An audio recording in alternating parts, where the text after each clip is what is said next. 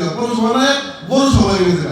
পৌরসভার মধ্যে আমি কিন্তু বাস করবো, কারণ আমরা পৌরসভা থেকে কোনো ধরনের সুযোগ সুবিধা পাইতেছি না। তো এটা যদি বাতিল হয় আমাদের সবার জন্যই ভালো। আমরা অনেক জমি রেজিস্ট্রি করার জন্য যে অতিরিক্ত অনেক ট্যাক্স দিতে হয় সেটাও আমাদের লাগবে না। কিন্তু সেই সাথে আমি একটু বলবো, যারা এটার সাথে সম্পৃক্ত আছেন বা আইনগতভাবে লড়বেন, তারা যাতে খুব দ্রুত সময়ের মধ্যে করেন।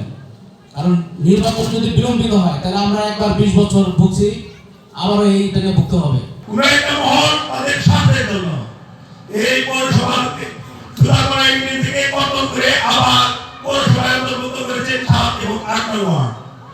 আমি তাদের নাম উল্লেখ করতে চাই না, যারা করেছেন তারা জানেন। আমি চাইবো এবার যখন আমরা কাজ শুরু করেছি ইনশাআল্লাহ আমরা সফল হবই।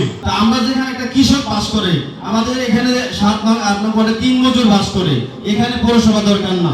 হ্যাঁ, প্রত্যেকটা মানুষই চায় তার মান জীবন উন্নয়ন হোক। কখন চায়? যখন আমরা সব দিক দিয়ে পরিপূর্ণ হব, তখন হবে ওখানে পৌরসভা। পৌরসভা কি থাকার কথা ছিল? থাকার কথা ছিল গ্যাস, থাকার কথা ছিল 24 ঘন্টা বিদ্যুৎ, থাকার কথা ছিল পানি নিষ্কাশন, পানি দিবে এবং ময়লা পানি নিয়ে যাবে। তা আমাদের রাস্তাঘাট কোথাও কিন্তু পরিষ্কার পরিচ্ছন্ন না। পৌরসভার কিন্তু প্রতি সপ্তাহে মশার ওষুধ দিতে হবে, মশা থাকতে পারবে না।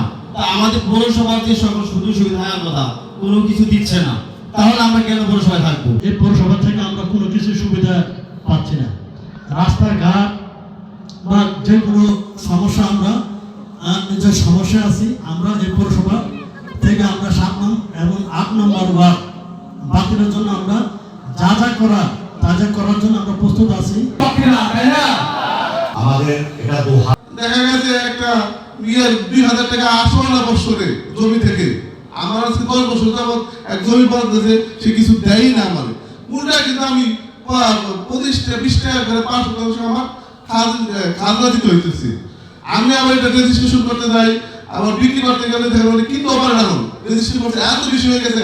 আপনি দেখা গেছে অনেক জমি কিনতে গেলে জমি এবং রেজিস্ট্রি করতে সমান হয়ে যায়। কেউ অর্থ আছে কেউ নাই, নাহলে এইভাবে কারেন্ট বিল দেওয়া হবে, তারপরে যে পুরসভার বিল দেওয়া হবে, এটা তো সম্ভব না। কত মাসে দিন মজুরি কাজ করে, ওদের কেমনে দিব? এই পৌরসভার বিনিময়ে আমরা ক্ষতিগ্রস্ত হয়েছি।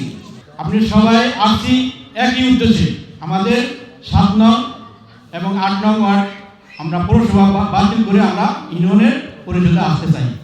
ঘোষণা করে আমরা যেমন স্বাক্ষর করে যদি আমরা কর্তব্যের জন্য চেষ্টা করবো, আপ্রাণ যতদিন চেষ্টা করবো, এর মধ্যে আমরা কেউ ট্যাক্স দিবেন না।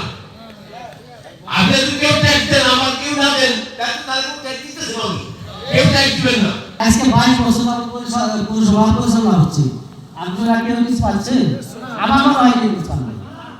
আমি যেহেতু পাই নাই, তাহলে আমার মনে হয় কেউ পান না।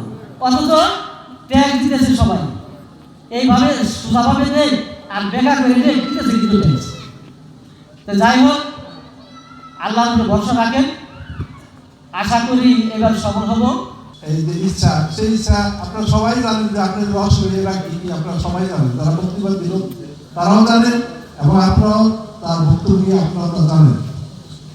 এখানে আমি আপনাদেরকে একটি কথা শুরু থেকে বলি যে এই পৌরসভাটা যখন উৎপত্তি হইল, এর উৎপত্তির সময় তখন কিন্তু এখন কথা বললাম সবাই রাজনীতি কথা এসে যায়। তো এখন তখন হাসিম আলী সাহেব ছিলেন এই এলাকার উপজেলা চেয়ারম্যান এবং ওনার বিয়ে ছিল জিল্লুর রহমান সাহেব, স্থানীয় সরকার মন্ত্রী। যে স্থানীয় সরকার মন্ত্রী